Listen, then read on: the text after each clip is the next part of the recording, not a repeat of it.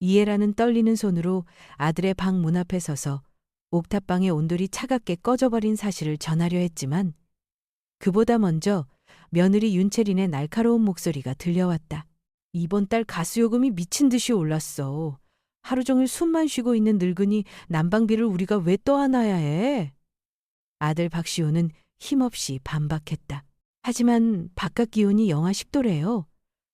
체리는 비웃음을 터뜨리며 독설을 뱉었다. 그래서 어쩌라고? 노인네들은 뼈가 굳어서 따뜻할 필요가 없다니깐.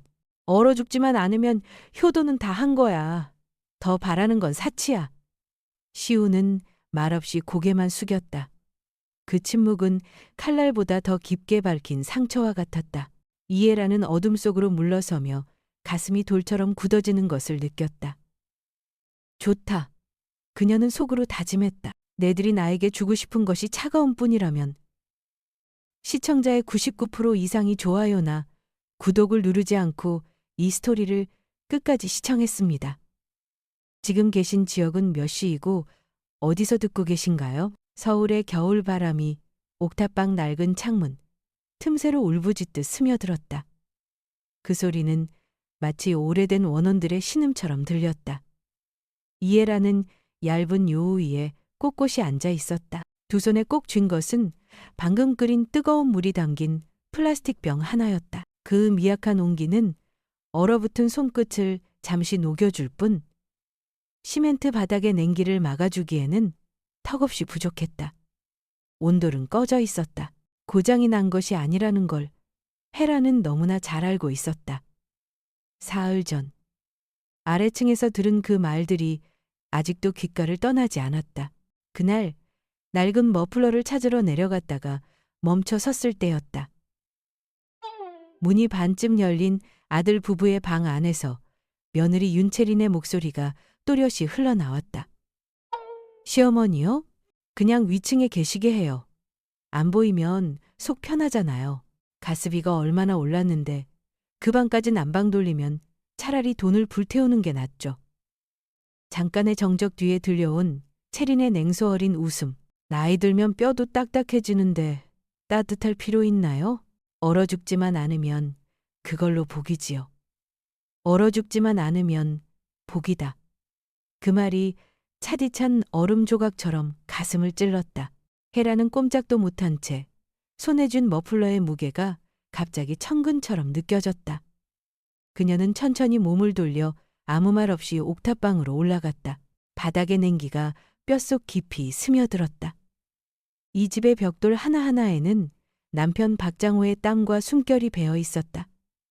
평생을 군인으로 원칙과 명예로 살았던 남자였다. 그는 아들 시운의 어깨를 두드리며 말하곤 했다. 아버지가 없을 땐 네가 가장이 되는 거야. 그게 남자의 책임이다. 책임. 헤라는 쓴웃음을 지었다. 지금의 시운에게는 너무 낯선 단어였다. 불과 6달 전. 체리는 달콤한 목소리로 말했다. 어머니, 저희가 엄마 방을 아이들 공부방으로 꾸미려고 해요. 옥탑은 바람도 잘 통하고 햇빛도 좋으니까 잠시만 거기 계세요. 그녀는 믿었다. 손수 짐을 정리하고 30해를 함께한 방을 내주었다. 하지만 그 방은 공부방이 아니라 며느리의 화려한 라이브 방송 스튜디오가 되어 있었다. 모든 게 계획된 일이었다. 자신은 그저 방해물 하나였을 뿐이었다. 헤라는 창가로 다가가 마당을 내려다보았다. 남편이 평생 정성 들여 가꾼 분재 소나무는 이제 말라비틀어져 있었다. 체리는 촌스럽다며 내다버리고 그 자리에 번쩍이는 금속 테이블을 들여놓았다. 그곳에서 웃음소리와 술잔 부딪히는 소리가 매일같이 들려왔다. 그 소리를 들을 때마다 헤란의 가슴은 천천히 무너져 내렸다. 그녀는 떠올렸다. 아들이 창업하겠다며 돈이 필요하던 그날을. 그때 그녀는 주저없이 부모에게 물려받은 시골 땅을 팔았다. 그곳이 노년의 안식처가 될 줄 알았지만 단 한마디만 남기고 돈을 내밀었다. 하고 싶은 대로 해라. 엄마는 너를 믿는다. 그 믿음은 이제 깨져버린 유리 조각처럼 마음속을 계속 베어왔다. 아래층에서 된장찌개의 구수한 냄새가 올라왔다. 한때는 가족의 온기를 느끼게 해주던 냄새. 하지만 오늘은 그 향기마저 낯설고 모욕적으로 느껴졌다. 그들은 따뜻한 밥상을 마주하고 있었다. 그녀의 저녁은 식은 밥 한 공기와 고요뿐이었다. 이제 눈물은 나오지 않았다. 눈물 대신 천천히 끓어오르는 분노가 있었다. 자신을 향해서가 아니라 남편의 명예를 짓밟은 아들과 며느리를 향한 분노였다. 그녀의 시선이 낡은 바둑 상자 위에 멈췄다. 남편이 생전에 매일 밤 손에 쥐던 것, 그는 늘 말했다. 바둑은 인생과 같다. 참고 멀리 보고 마지막 수를 놓을 줄 알아야 해. 헤라는 떨리는 손으로 상자를 열었다. 차가운 흑백 돌들이 질서 있게 누워 있었다.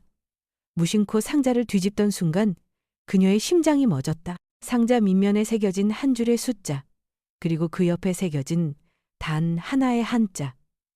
이, 의. 그녀는 숨을 삼켰다. 이건 우연이 아니었다. 남편이 남긴 마지막 수. 막다른 길에 선 아내를 위한 암호였다. 손끝으로 의자를 천천히 어루만졌다.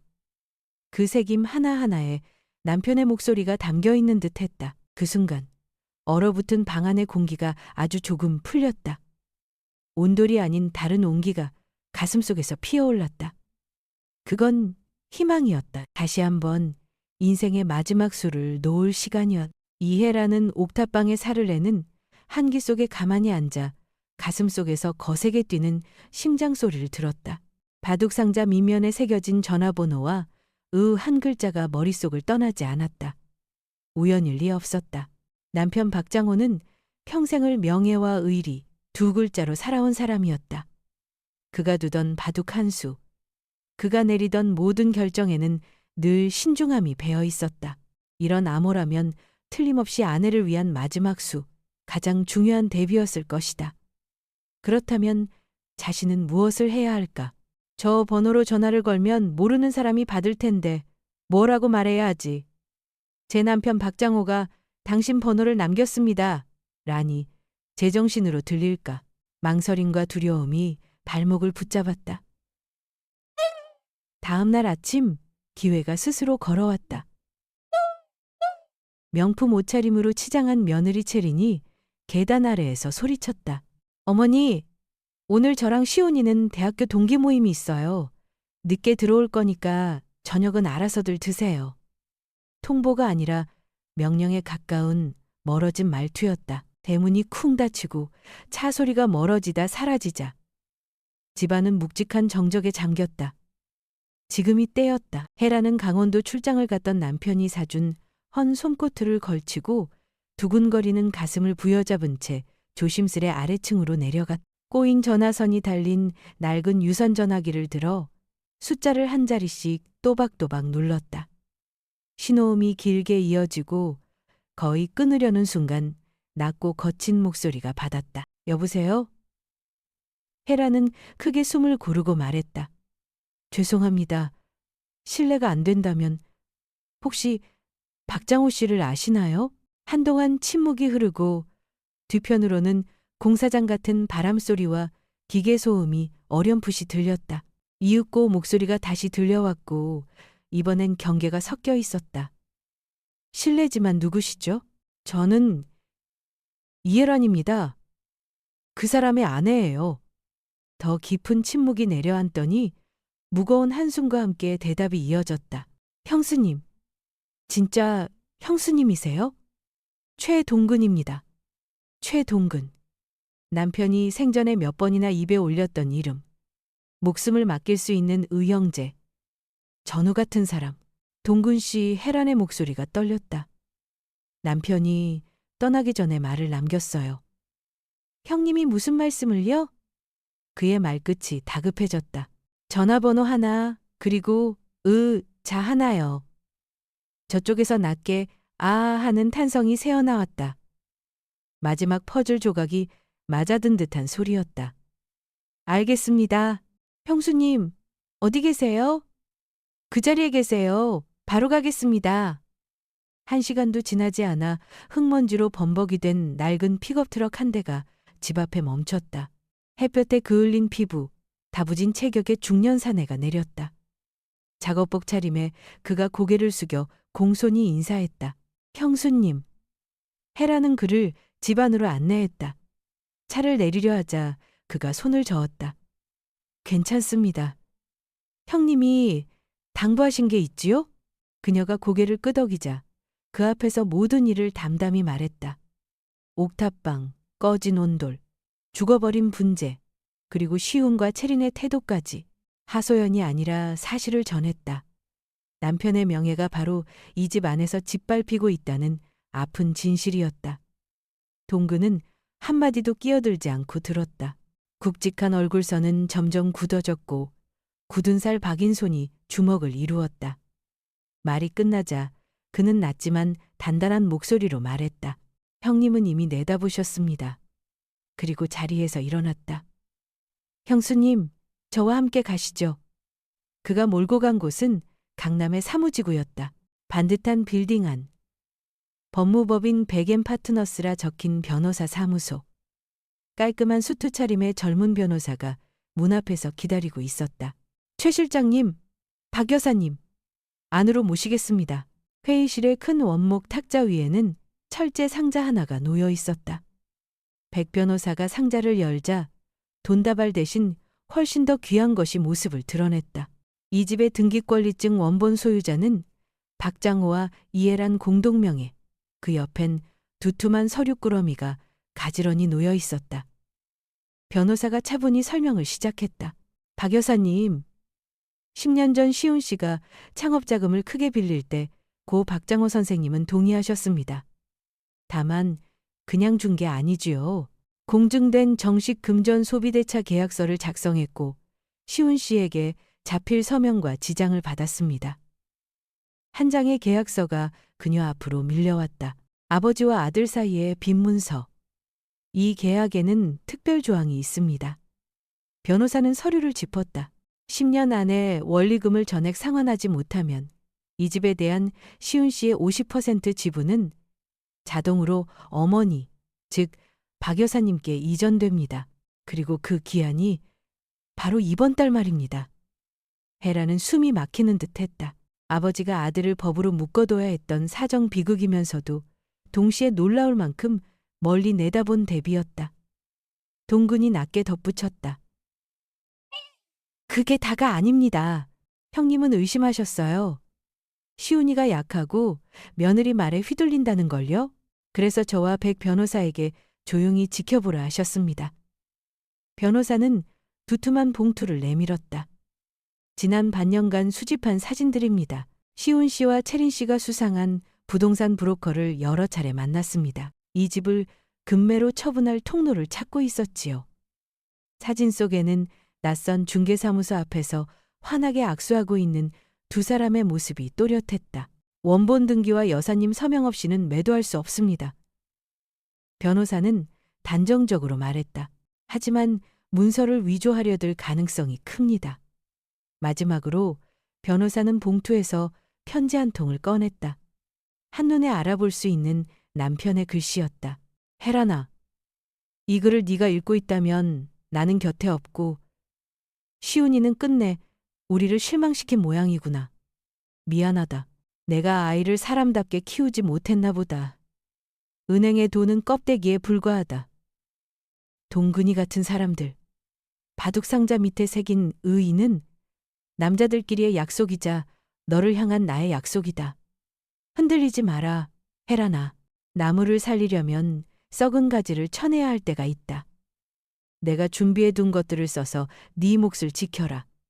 우리의 집, 우리의 이름을 지켜라. 탐욕에 이 집이 팔려나가게 두지 마라. 강해져라. 나의 사람. 남편 박장호 올림. 편지를 접는 그녀의 눈에서 눈물이 쏟아졌지만 그건 약함의 눈물이 아니었다. 사랑과 예견으로 쓰인 글줄마다 돌처럼 단단한 의지가 서려 있었다. 글자 하나하나가 벽돌이 되어 그들이 정성껏 길러낸 아들을 상대로라도 버텨낼 성벽을 그녀 앞에 세워주고 있었다. 해라는 고개를 들었다. 동군과 백 변호사를 차례로 바라보는 눈빛에는 더 이상 두려움이 없었다. 담담하고 단호한 목소리가 흘렀다. 그럼 어디서부터 시작하면 되겠습니까? 법무법인을 나오자 이해라는 마치 다른 사람이 된 듯했다. 대신 안쪽에서 타오르는 불길, 모욕에 대한 분노와 남편이 남긴 유산으로 단련된 결심이 그녀를 뜨겁게 지폈다. 판은 이미 깔렸고 이제 수십 년을 묵묵히 지켜본 숨은 기사가 첫 수를 놓을 차례였다. 그녀는 곧장 집으로 가지 않았다. 백은호 변호사의 안내에 따라 시내의 대형 종합병원으로 향했고 그곳에서 의젓한 눈빛의 중년 의사 강민혁을 만났다. 그는 백 변호사의 대학 동기이자 생전에 박장호의 도움을 입은 인연이었다. 박 여사님, 염려 마십시오. 상황 파악했습니다. 계획대로 진행하겠습니다. 강 의사의 단정한 말에 해라는 고개를 끄덕였다. 남편이 남긴 유산은 돈이 아니라 의리의 그물망, 보이지 않는 성벽이었다. 그날 밤 옥탑방으로 돌아온 그녀는 더 이상 외롭지 않았다. 두 손을 내려다보았다. 더는 늙고 약한 손이 아니었다. 운명을 배치하는 손, 한 판을 설계하는 손이었다. 작전은 시작되었다. 이틀 동안 그녀는 일부러 한기에 더 오래 노출되었다. 얇은 옷 한 겹만 걸치고 밤에도 이불을 덮지 않았다. 처음에는 가벼운 잔기침이더니 곧 가슴을 가르는 듯한 마른 기침으로 번졌다. 며느리 윤채리는 얼굴을 찌푸렸다. 어머니, 제발 좀 조심해 주시면 안 돼요? 저 지금 라이브 커머스 중이거든요. 기침 소리 때문에 손님들 나가요. 내가 기침이 나서 몸이 좀 따뜻한 물 드시면 되잖아요. 문이 쾅 닫혔다. 헤라는 쓴 미소를 지었다. 좋아. 계속 기침을 하찮게 여겨라. 이 기침은 병의 신호가 아니라 곧 내려질 판결을 알리는 재판장의 망치 소리다. 사흘째 아침, 결정의 시간이 왔다. 백 변호사가 다급히 전화해왔다. 여사님, 확인됐습니다. 등기 서류 사본과 여사님 인감도장을 위조한 위임장을 사용해 대부업 체계로 이 집을 담보로 잡았습니다. 제주 토지 투자, 채린 씨 지인의 소개로 큰돈이 들어간 듯합니다. 귀가 멍해졌다. 담보대출? 위임장 위조? 그들의 탐욕이 여기까지 왔단 말인가. 그녀를 집에서 내쫓는데 그치지 않고 남편의 마지막 유산마저 빼앗으려는 짓이었다. 그 프로젝트는 대규모 사기 가능성이 큽니다. 백 변호사는 차분히 덧붙였다. 놈들이 자멸하기 전에 우리가 먼저 움직여야 합니다. 분노가 목까지 차올랐다. 헤라는 수화기를 꽉 쥐고 단호히 말했다. 백 변호사, 계획대로 하세요. 전화를 끊은 그녀는 크게 숨을 들이마시고 온 힘을 짜내 비명을 지른 뒤 차가운 바닥으로 몸을 떨어뜨렸다. 머리가 울렸지만 의식은 붙들었다. 눈을 감고 귀를 열었다. 예상대로 몇 분 뒤 문이 벌컥 열리며 시온과 채린이 뛰어들어왔다. 엄마, 엄마 왜 이래? 시온이 외쳤다. 채린은 성을 냈다. 아, 또 쇼 시작이야? 일어나요, 어머니. 이러지 좀 말라니까. 그러나 창백한 얼굴로 꼼짝 않는 그녀를 보고 채린의 표정도 달라졌다. 건강이 아니라 체면이 두려웠다. 이 꼴을 이웃이 보면 뭐라 하겠는가.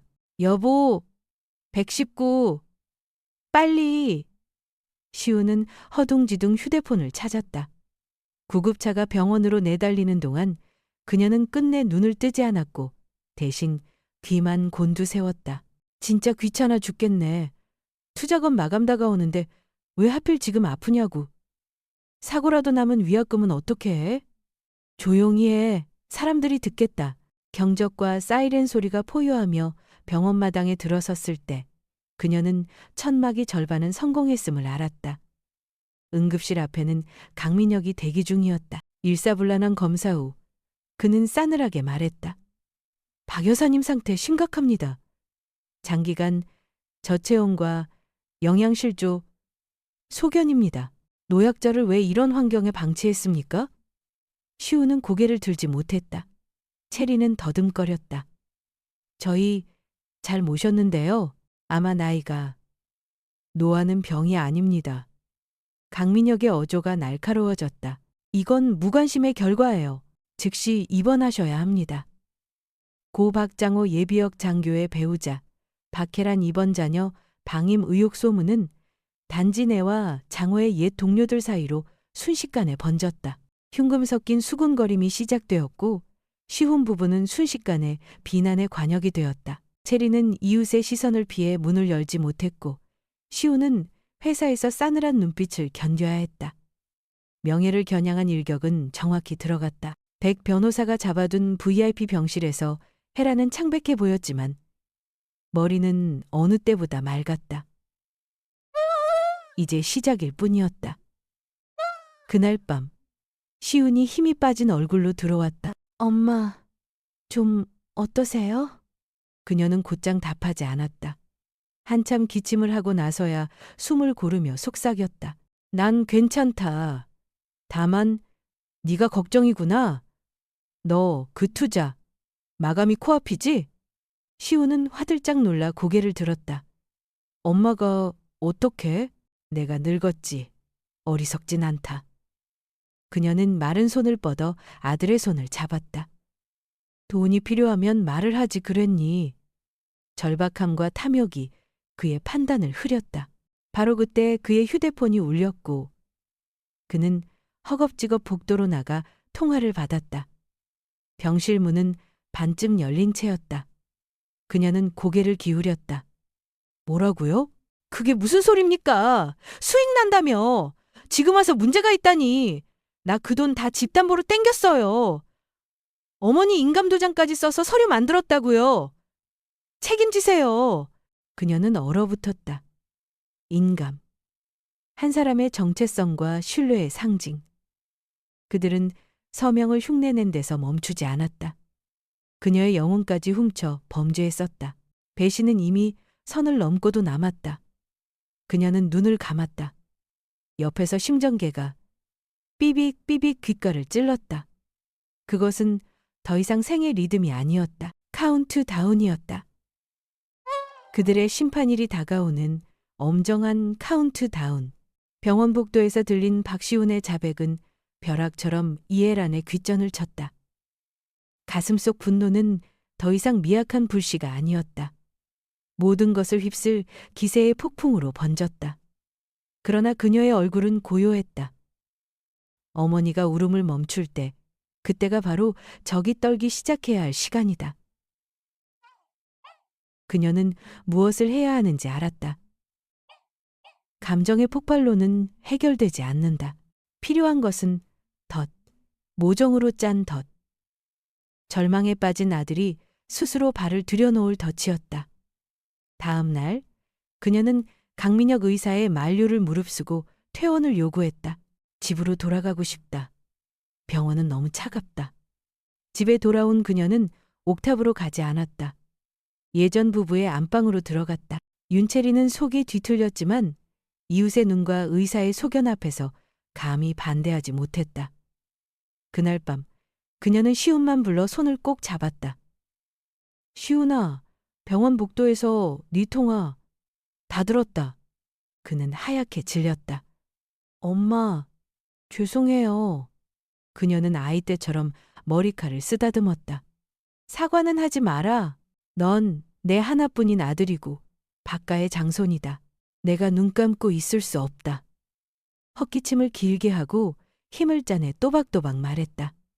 엄마에게 노후 자금이 조금 남았다. 네, 아버지, 장례 때 부의금까지 모아둔 돈이다. 모두 너에게 주마. 시훈의 눈에 희망이 번쩍였다. 정말 저를 살려주실 거예요? 그래, 다만 조건이 있다. 무슨 조건이든 하겠습니다. 내 몸이 부실해졌다. 간병이 필요하다.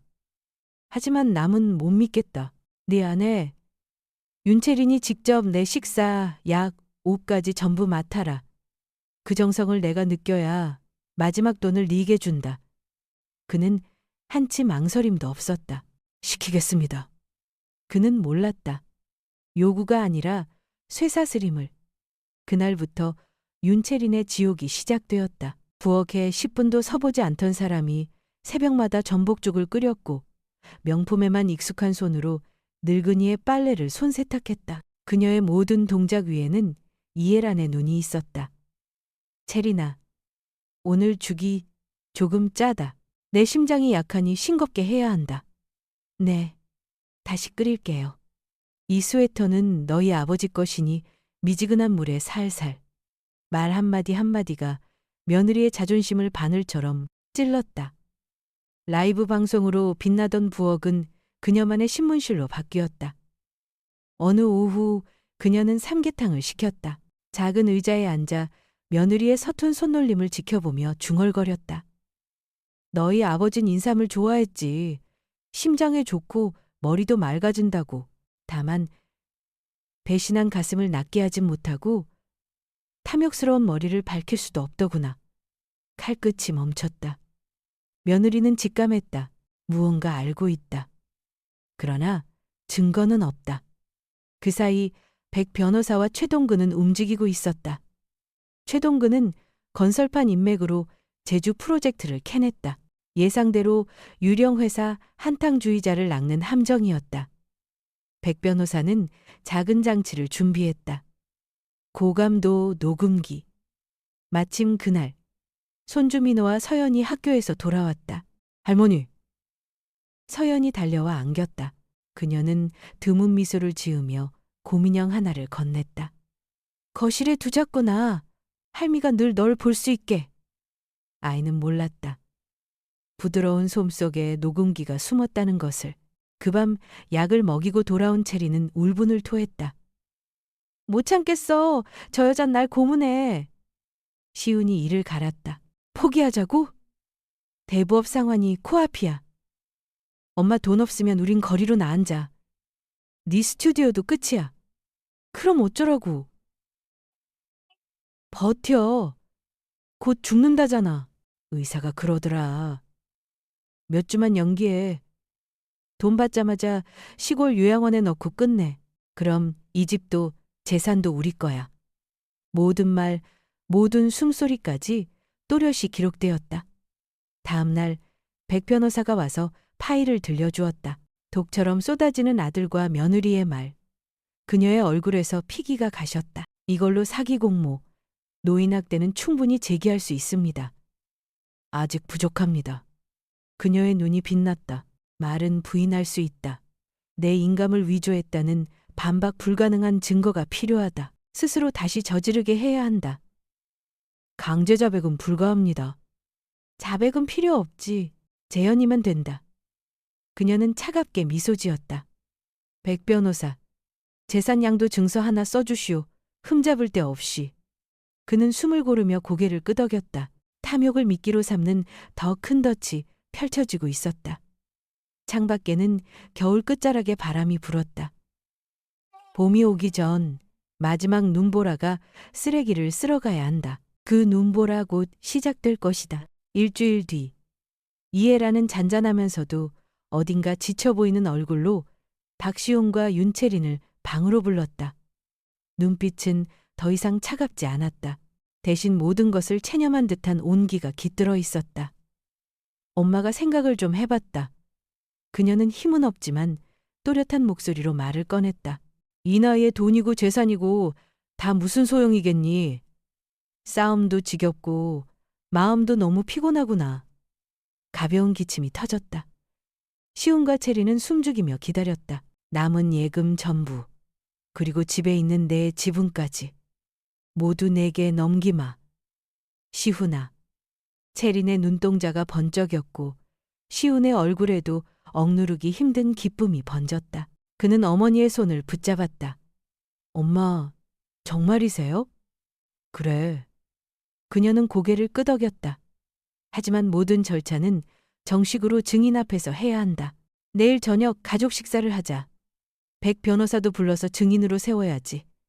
네가 서류를 준비해 오면 조상님들 앞에서 깔끔히 도장 찍자. 네, 알겠습니다. 시훈과 체리는 서로 눈빛을 주고받았다. 마침내 끝났다. 이 늙은이는 결국 굴복했다. 다음 날 밤 바깥의 거실은 화려하게 꾸며졌다. 체리는 들뜬 마음으로 갈비찜, 잡채, 전복버터구이 등 값비싼 음식으로 식탁을 채웠다. 고소한 향기가 집안 가득 퍼졌다. 식탁 한가운데에는 부와 화려함의 상징인 모란이 꽂힌 크리스털 꽃병이 놓여 있었다.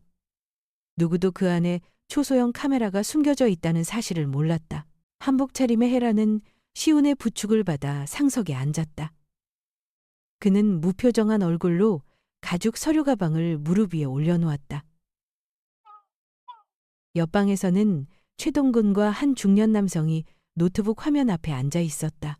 그 남자는 최동근이 신뢰하는 사설 공증인이었다. 식사가 시작됐다. 체리는 꿀물보다도 달콤한 목소리로 말했다. 어머니, 많이 드세요. 이제부터 저희가 효도할게요. 헤라는 미소만 지었다. 술잔이 몇 차례 돌자 시운이 조심스레 입을 열었다. 어머니, 백 변호사님도 오셨으니 지금 서류를 정리할까요? 그래.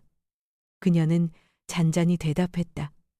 백 변호사가 가방을 열고 재산 양도 계약서를 꺼냈다. 박 여사님, 조건을 다시 확인하시겠습니까? 그럴 필요 없어. 난 백 변호사를 믿네. 시온이 사인부터 하지. 시온은 황급히 펜을 들어 서명했다. 그리고 남은 것은 어머니의 서명과 인감 도장이었다. 엄마, 제가 도와드릴게요. 그는 준비해온 인감 케이스를 꺼냈다. 물론 그것은 가짜였다. 여기 도장만 찍으시면 돼요. 체린이 말했다. 헤라는 잠시 그들을 바라보다가 백 변호사와 눈을 맞췄다. 그의 고개가 아주 미세하게 끄덕였다. 그녀는 천천히 인감 케이스를 집어들었다. 잠시 바라보다가 낮은 목소리로 말했다. 내 손이 떨려서 도장을 잘 못 찍겠구나. 체리나, 네가 좀 도와다오. 어차피 이제 이 집 살림은 네 손에 달린 일이니까. 마지막 수, 가장 잔혹한 수였다. 범행을 완성시킬 손이 누구인지를 스스로 드러내게 하는 수. 체리는 아무 의심 없이 활짝 웃었다. 네, 어머니. 그녀는 도장을 찍기 전 빨간 인주에 꾹 눌러 묻혔다. 꽃병 속 카메라가 그녀의 하얀 손끝과 도장, 계약서의 칸을 클로즈업했다. 탁! 선명한 붉은 도장이 서류 위에 찍혔다. 잉크 냄새가 퍼졌다. 두 사람은 안도의 미소를 지었다. 끝났다. 모든 게 끝났다 그때. 찰칵. 옆방 문이 열렸다. 최동근이 공증인과 함께 걸어 나왔다. 싸늘한 얼굴, 눈빛은 칼날 같았다. 동시에 백 변호사도 자리에서 일어섰다. 그의 목소리는 법정의 판결처럼 단호했다. 박시훈 씨, 윤채린 씨. 두 사람의 웃음이 굳었다. 방금 전 두 분이 협의하고 준비하고 실행한 인감위조, 재산양도 행위 모두 영상과 음성으로 녹취 완료되었습니다. 그는 손가락으로 모란이 꽂힌 꽃병을 가리켰다. 두 사람의 얼굴이 하얗게 질렸다. 변호사님, 그게 무슨 말씀이세요? 이건 오해예요. 오해는 없어. 최동근의 목소리가 천둥처럼 울렸다. 페륜아, 네 손으로 형님의 이름을 더럽혔다. 박가의 피를 욕되게 했어. 그제야 헤란이 천천히 일어섰다. 더 이상 허약한 노인의 모습은 없었다. 눈빛은 차갑게, 그러나 단단하게 두 사람을 꿰뚫었다. 잔치는 끝났구나. 그녀의 목소리는 얼음 같았다. 이제 계산할 시간이야. 나데메레도르. 호화로운 거실은 순식간에 숨죽인 재판정으로 변했다. 박시온과 윤채리는 하얗게 질린 얼굴로 가운데 서 있었다. 모든 증거가 공개되었고 도망칠 구멍은 단 하나도 남지 않았다. 엄마, 엄마, 제발요. 시운이 먼저 무너졌다. 그는 다리가 풀린 듯 바닥에 무릎을 꿇고 기어가며 울부짖었다. 제가 잘못했어요. 불효자예요. 한 번만 용서해 주세요. 윤채린도 잠시 멍하니 서 있다가 뒤늦게 따라 무릎을 꿇었다. 그녀는 매일의 오만함을 버리고 처절하게 울며 머리를 조아렸다. 어머니, 잘못했습니다. 다시는 그러지 않겠습니다. 평생 시중 들며 죗값을 치르겠습니다. 제발 경찰에는 신고하지 말아주세요. 이해라는 그들을 내려다봤다. 표정엔 미동 하나 없었다. 그녀의 눈에는 연민도 분노도 남지 않았다. 이미 심장은 얼음처럼 식어 있었다. 경찰? 그녀의 목소리는 낮았지만 칼날처럼 차가웠다. 너희는 아직도 너무 순진하구나. 또. 그녀는 고개를 돌려 말했다. 백 변호사, 준비됐지요?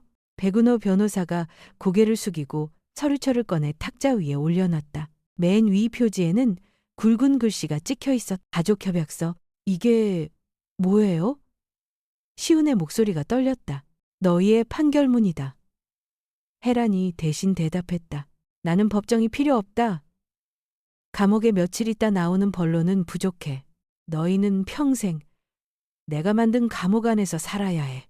그리고 매일 네 아버지의 명예를 짓밟은 그 수치를 되새기며 살아라. 최동근은 팔짱을 끼고 벽에 기대 서 있었다. 그의 목소리가 방을 울렸다.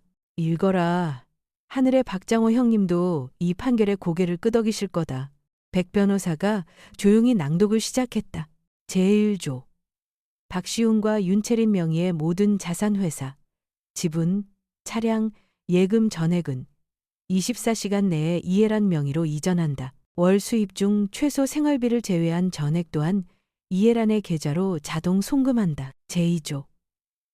가정 내 모든 결정 지출, 자녀 교육, 대외 관계은 이해란의 승인을 받아야 한다. 제3조. 두 사람은 외부의 모범적이고 효성 깊은 가족의 모습을 유지해야 하며 가문의 명예를 손상시키는 행위는 즉시 계약 위반으로 간주한다.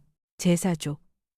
위조 행위를 입증하는 영상 원본은 백은호 변호사와 최동근이 공동 보관한다. 계약 위반 또는 이해란에게 해를 끼치려는 시도가 있을 경우 영상은 즉시 경찰, 검찰, 전국방송사에 전달된다. 조항 하나하나가 두 사람의 숨통을 조여왔다. 이건 계약이 아니라 종신형 선고였다. 서명해라. 혜란의 말은 명령이었다. 채린이 얼굴을 들었다. 어머니, 이건 불법이에요. 백 변호사가 비웃었다. 불법? 서명 안 해도 된다. 대신 이 영상이 오늘 바로 경찰과 언론으로 간다. 사기, 문서 위조, 공모 두 사람 합쳐 최소 10년형이지. 그럼 해볼래? 채리는 말을 잃었다. 눈물이 쏟아졌고 시우는 완전히 무너져 펜을 쥔 손이 덜덜 떨렸다. 결국 그들은 눈앞에서 서명했고 붉은 도장을 찍었다. 형은 집행되었다. 다음 날 아침 감옥의 문이 닫혔다. 채리나, 혜란이 명령했다. 내 방짐 다 정리해서 네가 쓰던 옥탑으로 올려라. 난 원래 내 방으로 돌아간다. 평생 손 하나 까딱하지 않던 윤채리는 하이힐 대신 맨발로 계단을 오르내리며 박스를 날랐다. 그곳 과거 시어머니를 밀어 올려보냈던 옥탑이 이제 그녀의 새 둥지였다.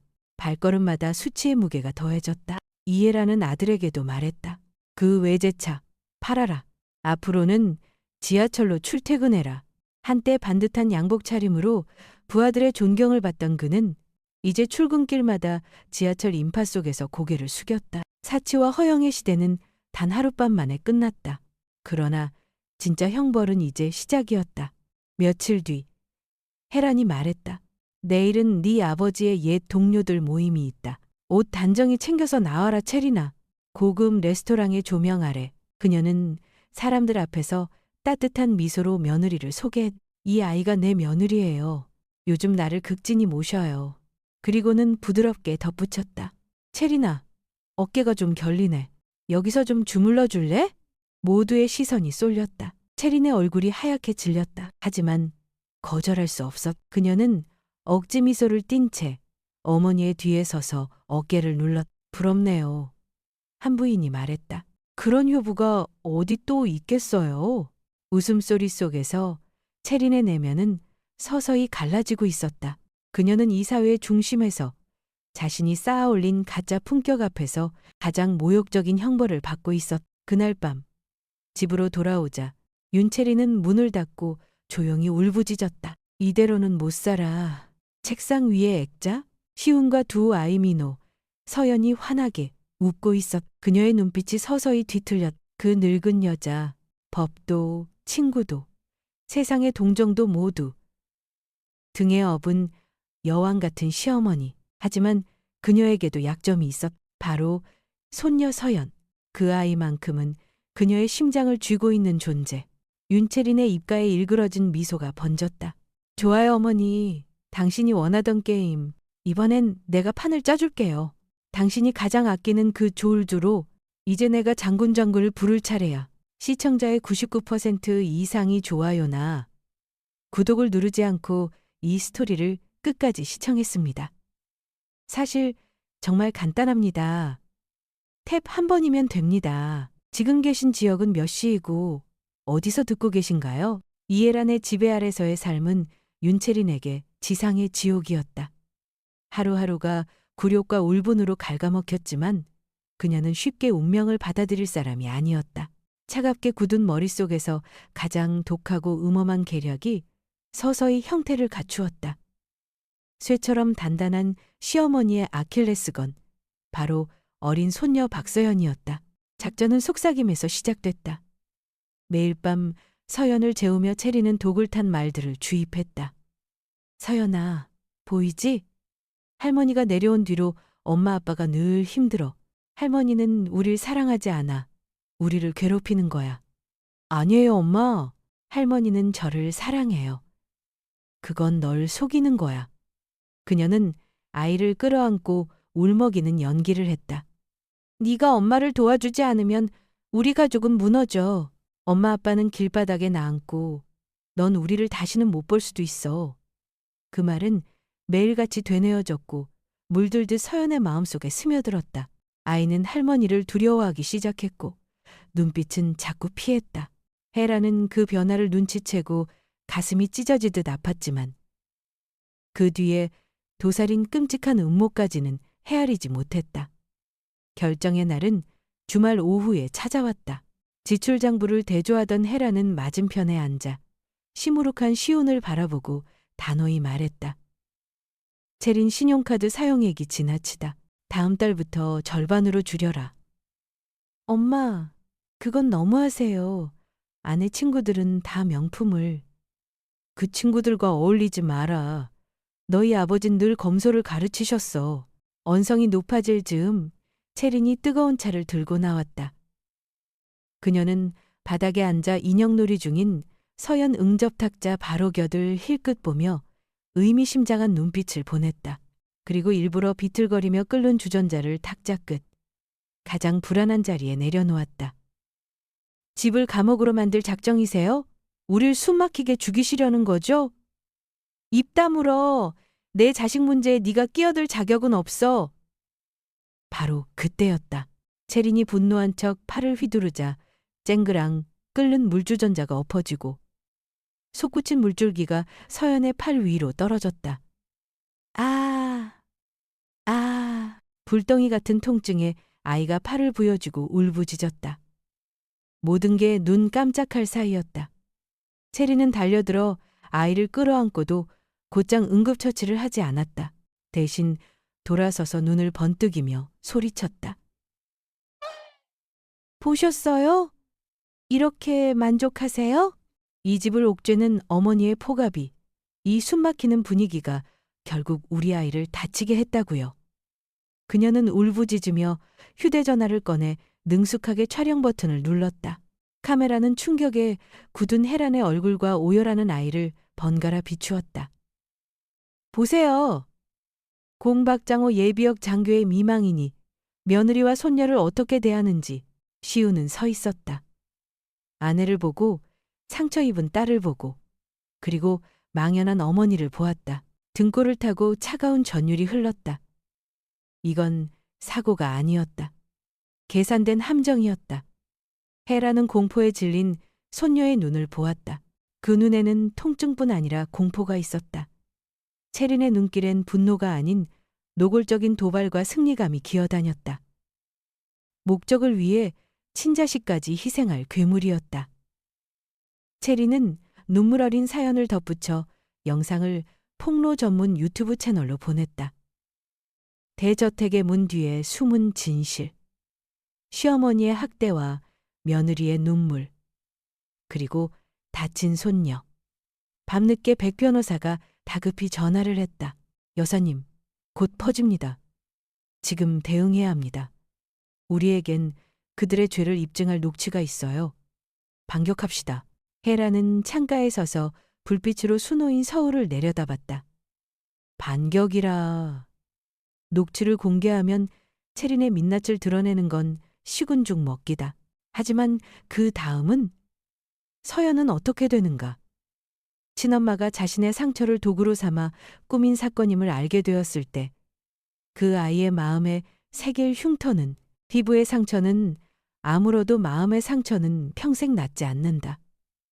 전쟁이 시작된 이래 처음으로 그녀의 강철 같은 심장이 흔들렸다. 궁지로 몰린 짐승은 결국 제 새끼를 방패로 들었다.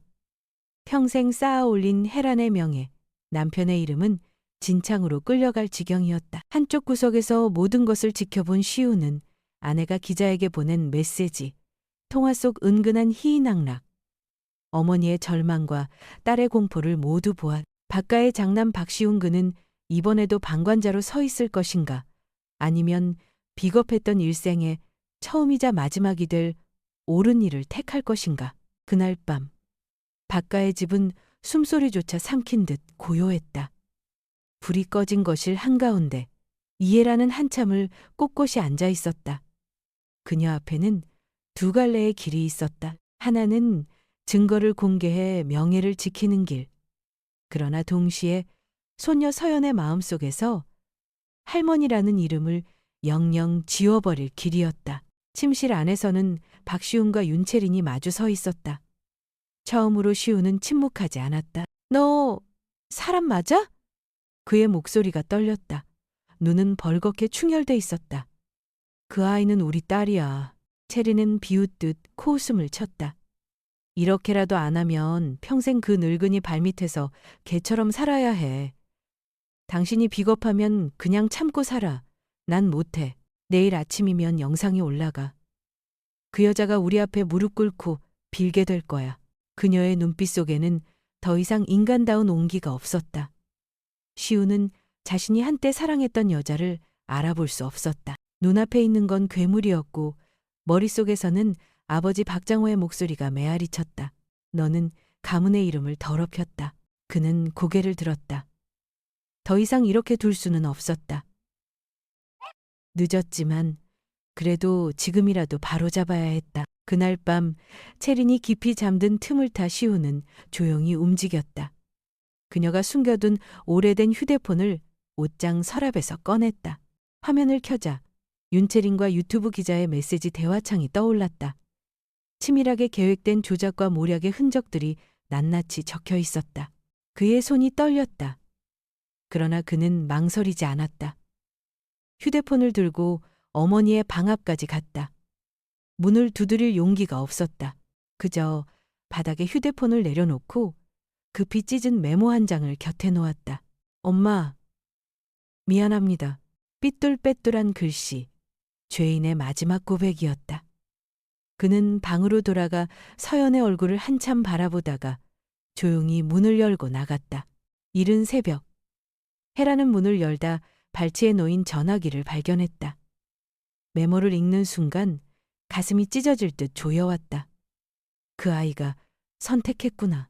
그녀는 곧 백 변호사에게 연락했다. 변호사가 메시지를 확인하고 나서 낮은 목소리로 말했다. 이제 충분합니다, 여사님. 윤채리는 빠져나갈 수 없습니다. 공가리마스, 베뉴시 베리마스. 그러나 그 말이 끝나기도 전에 또 다른 전화가 걸려왔다. 최동근이었다. 형수님, 시훈이가 경찰서에 자수했습니다. 강남경찰서 조사실. 박시훈은 단정한 정장 차림으로 앉아 있었다. 그는 어떤 변명도 하지 않았다. 저 박시훈은 어머니 이해란의 도장을 위조해 불법 담보대출을 시도한 모든 행위에 공모했습니다. 또한 제 아내 윤채린이 계획한 사고 조작과 명예훼손 행위에 대해 증언하겠습니다. 그는 고개를 들었다. 지친 눈이었지만 맑았다. 법의 심판을 받겠습니다. 그 시각 헤라는 넓은 거실에서 휴대폰을 꼭 쥔 채 앉아 있었다. 화면 속에는 자신을 구할 모든 증거가 있었다. 그러나 그것은 동시에 아들을 감옥으로 보내는 문서이기도 했다. 그녀는 승리했다. 완벽한 승리였다. 악인은 드러났고 공모자는 스스로 죄를 인정했다. 그런데 왜 이렇게 허전할까? 왜 눈물이 나오지 않을까? 이해라는 고개를 떨궜다. 싸움은 끝났다. 그러나 대가가 너무나 컸다. 복수는 이루어졌다. 하지만 남은 것은 텅 빈 집과 늙은 어머니의 숨막히는 고요뿐이었다. 폭풍이 지나가자 집안에는 아찔할 만큼 깊은 고요만 남았다.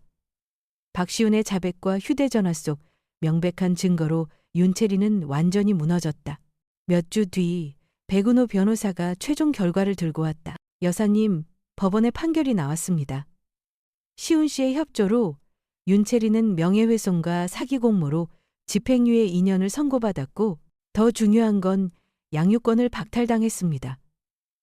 작은 캐리어를 끌고 거실을 지나며 고개조차 들지 못한 채 문을 나섰고 이웃들의 차가운 시선 속에 사라졌다. 정의는 실행되었고 악은 응분의 벌을 받았다. 그러나 이해란의 마음은 박지 않았다. 집안을 천천히 거닐다 보니 방마다 낯설게 넓고 차가웠다. 웃음도 다툼도 좋든 싫든 한때는 이 공간을 가득 메웠다. 이제는 과거의 메아리만 울릴 뿐. 아들의 옛방엔 아직 체린의 향수가 희미하게 남아 있었고 마당의 분재 소나무는 여전히 말라가고 있었다. 이제 그녀가 짊어져야 할 가장 무거운 책임은 재산 관리가 아니라 어린 영혼을 치유하는 일이었다. 밤마다 깜짝깜짝 놀라 깨어나거나 방 한구석에 혼자 앉아 있곤 했다. 혼자서는 감당할 수 없다는 걸 아내라는 최고의 심리 상담사를 찾아갔다. 매 회기마다 문 밖에서 묵묵히 기다렸고 밤이면 용기와 용서를 말해주는 예시하기를 읽어주었다. 거의 말라버린 할아버지의 분재 앞에서 부드럽게 말했다. 서연아, 우리 이 나무를 다시 살려보자. 할아버지가 참 사랑하셨지.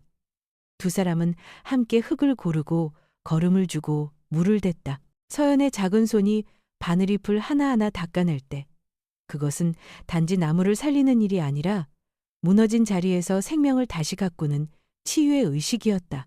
뿌리 곁에서 부지런히 움직이는 두 사람의 뒷모습은 조용한 새 출발의 표정이 되었다. 몇 달 뒤 헤라는 교도소 접견실에서 시훈을 만났다. 아들은 수척했고 한층 늙어 보였다. 두꺼운 유리병 너머로 눈을 마주치지 못한 채 앉아 있었다. 침묵이 길어지다. 그녀가 먼저 입을 열었다. 성실히 살고 더는 너희 아버지의 이름을 더럽히지 마라. 잠시 멈춘 뒤 목소리를 낮췄다. 서연이는 아버지가 필요하다. 그 말에 시훈의 어깨가 크게 떨렸고 뒤늦은 눈물이 두 볼을 타고 흘렀다. 시간은 흐르고 두 사람의 일상도 서서히 자리를 잡았다. 서연의 웃음이 돌아왔고 분재에도 연두빛 새순이 돋았다. 집안에는 더 이상 긴장이 없었고 다만 조금 고요한 평안이 머물렀다. 1년 뒤 가을 첫 잎이 떨어질 즈음 교도소에서 편지 한 통이 도착했다. 시훈의 글씨였다. 모범수로 인정받아 예정보다 빨리 가석방될 거란 소식. 편지를 쥔 손끝에 여러 생각이 얽혔다. 지난 1년 두 사람만의 삶에 익숙해진 지금 시훈의 귀환이 힘겹게 얻은 평화를 다시 흔들어 놓지는 않을까. 무엇보다 그녀와 그리고 서연이 정말로 마주할 준비, 용서할 준비가 된 것일까. 닫힌 줄 알았던 과거의 문이 다시금 천천히 열리려 하고 있었다. 시청자의 99% 이상이 좋아요나 구독을 누르지 않고 이 스토리를 끝까지 시청했습니다. 지금 계신 지역은 몇 시이고 어디서 듣고 계신가요? 박시훈이 출소하던 날 마중 나온 사람은 최동근 한 명뿐이었다. 꽃다발도 포옹도 없었다. 오직 두 남자 사이에 흐르는 묵묵한 침묵뿐이었다. 픽업 트럭이 집 앞에 멈추었을 때 시훈은 한동안 문을 열지 못했다. 낡은 옷차림의 수척한 얼굴, 익숙한 대문 앞에서 그는 마치 돌덩이를 짊어진 듯 서 있었다. 현관 앞에 이혜란이 서 있었다. 그녀는 아들을 바라보았다. 그 눈빛에는 분노도 따뜻한 환영도 없었다. 그저 담담했다. 들어오너라. 짧은 한마디였다. 시우는 고개를 숙인 채 어머니의 눈을 피하며 마당으로 들어섰다. 어머니, 저 말하기 전에 할 일이 있다. 헤라는 마당 구석의 장작더미를 가리켰다. 저기 일거리가 있다. 이 집에 머물고 싶다면 쓸모 있는 일을 해라. 네 아버지는 늘 저기서 장작을 폐차를 끓이셨지. 그것은 환영이 아니라 시험이었다. 시우는 아무 말도 하지 않았다. 외투를 벗고 소매를 걷었다. 곧 도끼가 나무를 가르는 소리가 울렸다. 덩덩. 날카롭고 단단한 리듬이었다. 장작이 갈라질 때마다 죄의 흔적이 조금씩 부서져 나갔다. 문틈 사이로 서연이 얼굴을 내밀었다.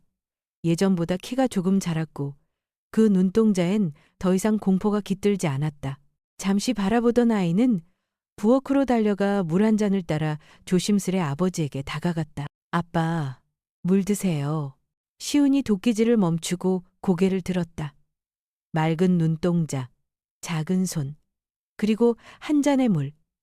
그 순간 그는 더 이상 버티지 못했다. 무릎을 꿇고 얼굴을 감싼 채 울었다. 후회의 눈물, 감사의 눈물, 그리고 다시 살아보고 싶은 희망의 눈물이었다. 그날 밤 1년 넘게 흩어졌던 세 사람이 처음으로 한자리에 앉았다. 식탁 위엔 거창한 음식은 없었다. 혜란이 직접 끓인 된장국, 조기구이, 그리고 따뜻한 밥 한 그릇뿐이었다. 서툴고 어색한 공기가 감돌았지만 거짓도 증오도 없었다. 그저 조심스러운 숨결과 미묘한 평화가 있었다. 혜란은 서연의 그릇에 생선을 올리고 이어 아들의 그릇에도 하나 올렸다. 잠시 두 사람을 바라보다가 조용히 말했다. 과거는 바꿀 수 없다. 저질러진 잘못도 지워지지 않는다. 그녀는 시훈의 눈을 곱게 마주보았다. 하지만 내일은 다르다. 내일은 빈 종이다. 거기에 무엇을 쓸지는 네 선택이다. 창문 너머로 새벽 햇살이 부엌 안으로 스며들었다. 식탁 위엔 여전히 말이 없었지만 그 고요는 이제 숨 막히는 침묵이 아니었다. 그것은 용서가 뿌리를 내리기 시작한 진짜 치유의 시간이었다.